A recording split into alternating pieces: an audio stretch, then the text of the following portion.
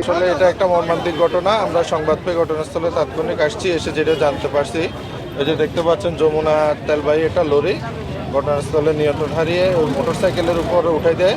মোটরসাইকেলে শফিকুর রহমান সাহেব ছিল এবং ওনার দুজন ছেলে ছিল। তো শফিক সাহেব, যিনি বয়স্ক লোক, প্রায় 60 হবে ওনার বয়স, উনি ঘটনাস্থলে মারা গিয়েছে। আর ওনার দুই ছেলে বর্তমানে গুরুতর আহত অবস্থায় চিকিৎসাধীন আছে, চিকিৎসা চলতেছে, আমাদের আইনগত কার্যক্রম চলমান আছে। দুর্ঘটনা যারা যিনি নিহত হয়েছেন, আমরা তার আত্মার মাগফিরাত কামনা করি। তাকে একজন নিরপরাধ মানুষ এখানে দুর্ঘটনা পতিত হয়েছে, যে কারণে যাদের কারণে যে দুর্ঘটনার কারণ হচ্ছে আমরা উদ্ঘাটন করার ব্যবস্থা করব। বিশেষ করে এখানে স্পিড ব্রেকার অথবা ফুটওভার ব্রিজ যে কোনো একটা, যেটা সম্ভব দ্রুততম সময়ের মধ্যে আমরা করার ব্যবস্থা করবো ইনশাআল্লাহ।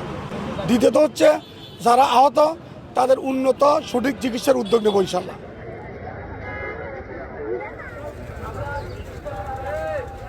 আমাকে কমিটমেন্ট দিয়েছে যে 1 সপ্তাহ 10 দিনের